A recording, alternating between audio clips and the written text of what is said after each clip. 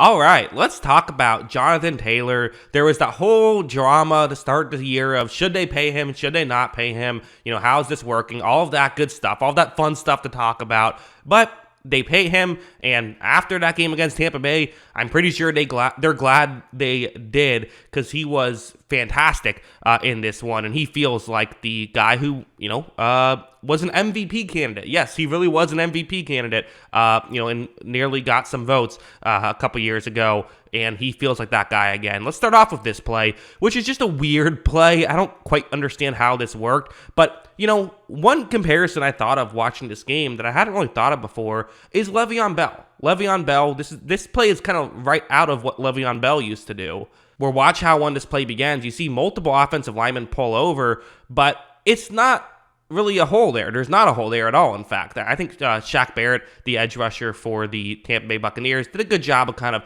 closing that edge a little bit. So for Jonathan Taylor, what do you do in this situation? Well, watch what he's going to do.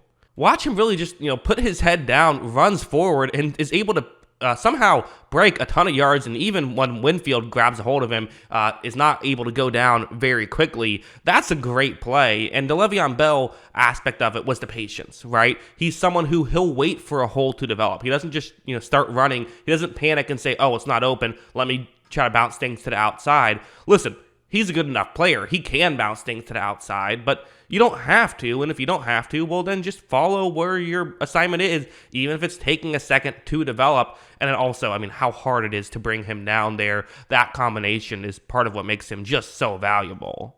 Like, this play is another example of just, sometimes, hey, just beat somebody. Just find a way to win against somebody. This one, you see the blocking concept on the screen. You see where he's going to be running here. Watch as when Minshew takes a snap, gives the ball to Taylor, and you see it's linebacker Devin White, who is prone to missing a tackle or two for sure. But for Jonathan Taylor, okay, well, take advantage, make him miss a tackle here. It's open space. It's basically one-on-one right here.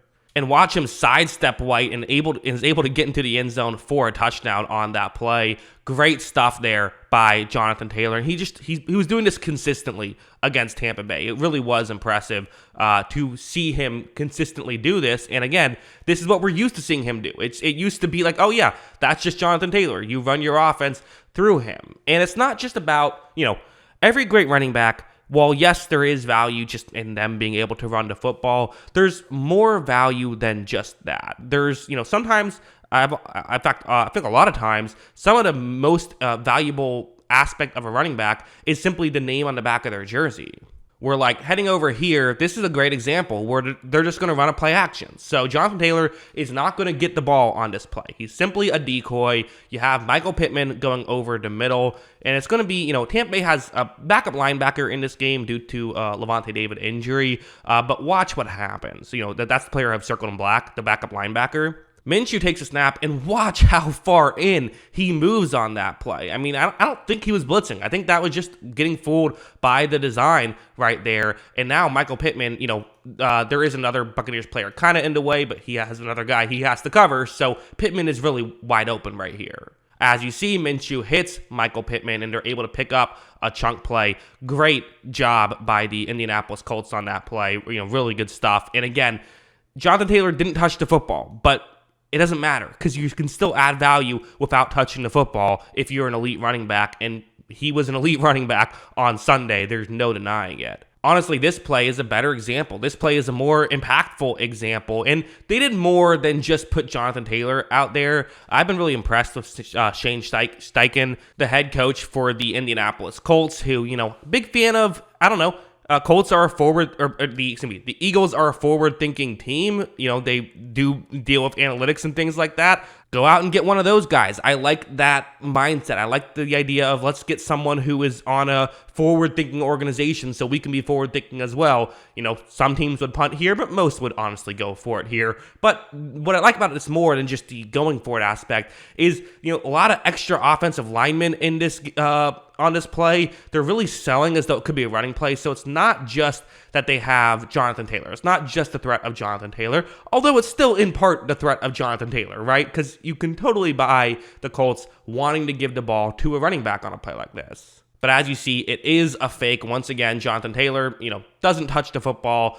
But look at how open a defender is on this play, or excuse me, a receiver is on this play. There's no defender anywhere close to him, and this is just the threat of Jonathan Taylor and the threat of the run, which was, really good stuff there by everyone involved for the Colts. As you see, Minshew's not going to miss a throw like that when it's that open. Maybe he could have tried to push it further and get a touchdown, but hey, it's 4th and 1. You got to make sure you make the completion there, and that was a huge play in the game. It was 9 minutes left, 4th down and inches, and the Colts were only up 3. If they didn't convert that, Tampa Bay only needs a couple first downs to tie the game right there. Instead, the Colts were able to get up. They scored a touchdown, got up 10, and Tampa Bay was only able to score once more in the game. So that was that was the dagger right there, and it was set up not from a play from Jonathan Taylor, but due to the threat of Jonathan Taylor. Going over here, one thing I really want to touch on before we go here is the vision of Jonathan Taylor. His vision is otherworldly. It's incredible how, and I think that's his biggest strength. There's a lot of things he does really well as a running back, obviously, but I think that his biggest strength is how well he sees the field, and this is a perfect example of that. Watch as when his play begins, right off the bat, he runs to his left, and okay, there ended up being a gap that opened up towards his right, but you can't expect him to notice that, right? Well, no, watch him be able to somehow find a way to get through the gap and picks up a first down on 2nd and 4. Again, I don't know how many running backs are doing that. So I showed you the play earlier where he followed his blockers even, and was patient, but sometimes that's not the right move. And if it's not the right move, we'll figure something else out. Use your vision to see something else that could be open, and that's what he does. He just sees the game so much better than a lot of other running backs see the game. So great stuff there from Jonathan Taylor. And if Jonathan Taylor is fully back, which I think he is, I don't see why we shouldn't be talking about the Colts as a playoff team. I did my, ESPN playoff machine thing where you predict every game and see who makes the playoffs. I actually had them getting the 6th seed, not even the 7th seed, the 6th seed. I had them jumping up a spot because if the season ended today, they'd be in the playoffs. And you look at their schedule, a lot of winnable games here. I mean, you play the Titans, the Bengals. Those are 2 games that I feel like they should win if they want to make the playoffs. Then you play Pittsburgh and Atlanta, which are 2 teams that will also be fighting for the playoffs. But those are, you feel like you could at least win one of those games. Then you play the Raiders. That should be another potential win. And you end the season against Houston, which, I think Houston's very good. It's not a guaranteed win or loss either way. You did beat Houston earlier in the year, and Houston might be resting their starters, although Houston, I also think, is a lot better team now than they were week 2 of the season. So that would be an interesting game. But yeah, I don't think it's crazy at all. They could potentially, go 4-2 down the stretch, get 10-7, maybe even go 5-1 and make the playoffs that way. I don't think that's out of the question at all. I think they're a very good team, and a huge part of it is the emergence of Jonathan Taylor. If he can do this for, 4 out of those next 6 games, well, that could be your 4 wins. That could get you into a playoff spot. And to be honest, I can easily see it happening. So huge win here against the Buccaneers, not just because, hey, it was kind of a 2 teams that felt relatively evenly matched heading into the week. I think you showed that you are the better team, and you looked better than you had in previous games because now you have a star player playing like a star again, which is just super exciting to see if you're a Colts fan. So yeah, I'm all in on the Colts right now. We'll see if I'm proven wrong, but right now I feel good about them. That's what I think. What do you think? Let me know in the comments below. Always love hearing from you, and of course, as always, thanks for watching.